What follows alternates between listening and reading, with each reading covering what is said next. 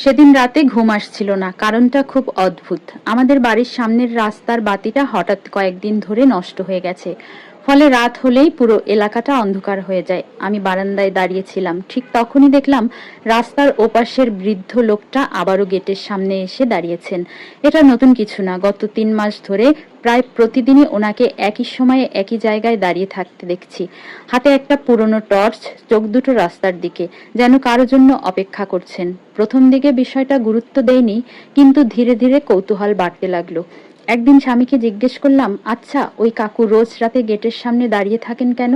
স্বামী বলল, জানি না, তবে ছোটবেলা থেকে নাকি ওনাকে এমনই দেখছে অনেকে। কথাটা শুনে অবাক হলাম। এত বছর ধরে কেউ কারণ জানে না। পরের দিন অফিস থেকে ফেরার পথে সাহস করে ওনার সাথে কথা বললাম। কাকু, একটা কথা জিজ্ঞেস করব? উনি হেসে বললেন, করো মা। আপনি কি কারোর জন্য অপেক্ষা করেন? প্রশ্নটা শুনে উনি কিছুক্ষণ চুপ করে রইলেন, তারপর বললেন, হ্যাঁ।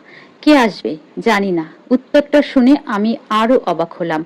যে মানুষ আসবে কিনা জানে না, তার জন্য আবার অপেক্ষা কেমন?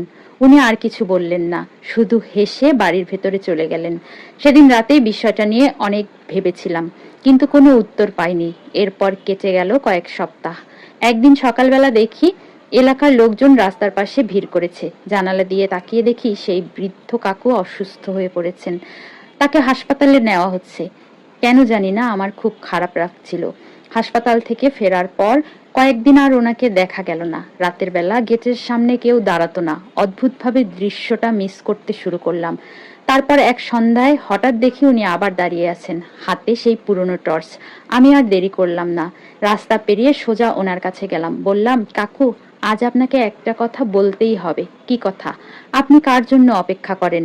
এবার উনি দীর্ঘশ্বাস ফেললেন, তারপর ধীরে ধীরে বললেন, আজ থেকে প্রায় 15 বছর আগে আমার ছেলে বিদেশ চলে যায়। আমি চুপ করে শুনছিলাম।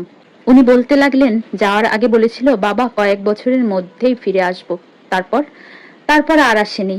যোগাযোগ প্রথম দিকে ছিল, পরে ধীরে ধীরে কমে গেল।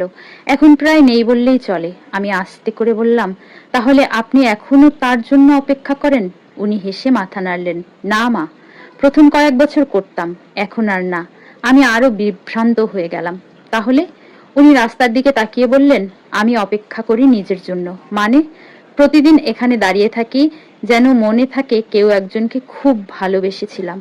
আমি হতবম্ব হয়ে গেলাম। উনি আবার বললেন, মানুষ ভাবে আমি ছেলের ফেরার অপেক্ষা করি, আসলে আমি স্মৃতির পাশে দাঁড়িয়ে থাকি। কথাটা শুনে বুকের ভেতর কেমন যেন লাগলো। ঠিক তখনই দেখি একটা ছোট্ট বিড়াল রাস্তার ধারে বসে আছে। বৃদ্ধ কাকু পকেট থেকে বিস্কুট বের করে ওর দিকে ছুঁড়ে দিলেন। বিড়ালটা খেতে লাগলো। উনি হেসে বললেন, দেখো, অপেক্ষা সব সময় মানুষকে কষ্ট দেয় না, কখনো কখনো অপেক্ষা মানুষকে বাঁচিয়েও রাখে। আমি কিছু বললাম না, শুধু দাঁড়িয়ে রইলাম। এরপর কয়েকদিন ওনাকে আর দেখা গেল না। মনে মনে ভাবলাম, হয়তো আবার অসুস্থ। তারপর এক সকালে খবর পেলাম উনি আর নেই। পুরো এলাকায় একটা অদ্ভুত নীরবতা নেমে এলো। সেদিন সন্ধ্যায় অফিস থেকে ফিরে বারান্দায় দাঁড়িয়েছিলাম। হঠাৎ চোখ পড়লো ওনার গেটের দিকে। গেটের পাশে একটা ছোট্ট কাঠের বাক্স রাখা। কৌতূহল নিয়ে কাছে গেলাম। বাক্সের ওপর একটা কাগজ আটকানো, সেখানে লেখা, যদি কোনোদিন আমি না থাকি, এই বাক্সের ভেতরের খাবারগুলো রাস্তার বিড়ালদের দিয়ে দিও। ওরা আমার অপেক্ষার সঙ্গী ছিল। আমার চোখ ভিজে উঠল। বাক্স খুলে দেখি ভেতরে অনেকগুলো খাবারের প্যাকেট, আর এক কোণে একটা পুরনো ছবি। ছবিতে একজন তরুণ ছেলে তার বাবাকে জড়িয়ে ধরে হাসছে। সেদিন বুঝেছিলাম, সব অপেক্ষার শেষ দেখা হওয়া নয়। কিছু অপেক্ষার শেষ হয় ভালোবাসার স্মৃতি রেখে, আর কিছু মানুষ চলে যাওয়ার পরেও শেখায় ভালোবাসা কখনো হারিয়ে যায় না, শুধু অন্য রূপে থেকে যায়।